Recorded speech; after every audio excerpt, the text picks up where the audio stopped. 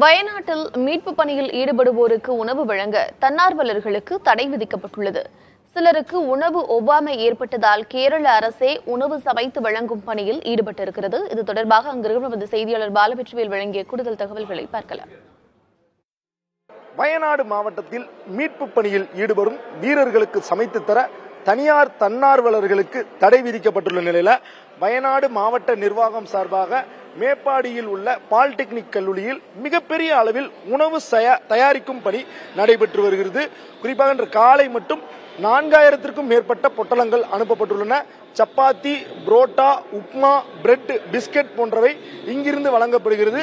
மதிய உணவிற்கான ஏற்பாடுகள் மும்முரமாக நடைபெற்று வருகிறது. அந்த காட்சிகளை தான் பார்க்கிறோம். கேரள மாநில அரசோடு சேர்ந்து வயநாட்டு மாவட்ட நிர்வாகம் மற்றும் ஹோட்டல் அசோசியேஷன் இணைந்து இந்த பணியை மேற்கொண்டிருக்கிறாங்க. ஒரு நாளைக்கு எவ்வளவு பேருக்கு நம்மளால தயாரிக்க முடியுது? ஏன்னா இவ்வளவு பேருக்கு சேர்ந்து உங்களால அந்த பர்டிகுலர் டைமுக்கு அனுப்ப முடியுதா சார்? இது இந்த ப்ராப்ளம் வந்தப்போ தானே நம்ம ஹோட்டல் அசோசியேஷன் ஃபுட் சப்ளை பண்ணியிருக்காங்க. முதல்ல 7500 பேருக்கு ஹோட்டலில் தயார் பண்ணி ஃபுட்டு கொடுத்தாச்சு. அடுத்த நாளைக்கும் அந்த மாதிரி கொடுத்தாச்சு. அப்போ தான் இந்த மாதிரி நிறைய ஃபுட்டு வர்றாங்க இங்கே கொடுக்கறதுக்கு. அவரெல்லாம் நல்ல மனசால கொண்டு வர்றது.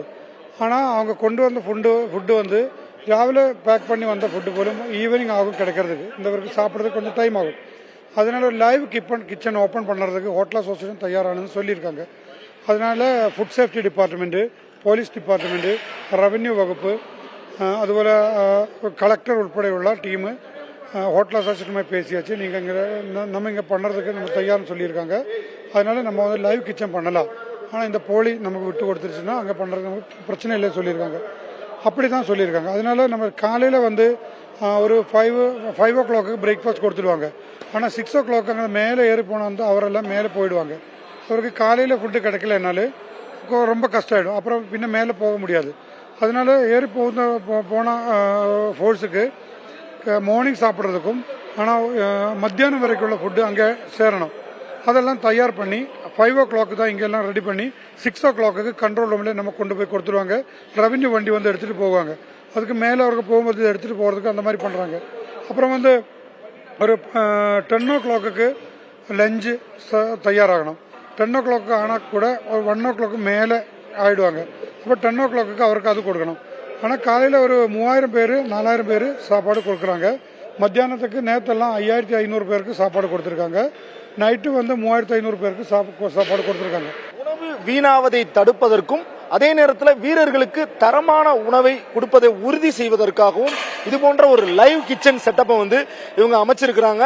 குறிப்பா நம்ம உள்ள வரும்போதே இது மாதிரி முடிக்கவசம், கையுறை போன்றவை கண்டிப்பாக அணிய வேண்டும் அப்படிங்கிற மாதிரியான நிறைய ரெஸ்ட்ரிக்ஷனோட தான் இந்த லைவ் கிச்சன் இயங்கிக்கிட்டு இருக்குது. இங்க உணவு தயாரித்து 2 மணி நேரத்திற்குள்ளாக வீரர்களுக்கு அனுப்பும் வகையில ஏற்பாடுகள் செய்யப்பட்டிருக்கிறது. புதிய தலைமுறைக்காக ஒளிப்பதிவாளர்கள் சிவராஜ் மற்றும் இர்ஃபானுடன் செய்தியாளர் பாலவெற்றிவேல், நவநீத கிருஷ்ணன்.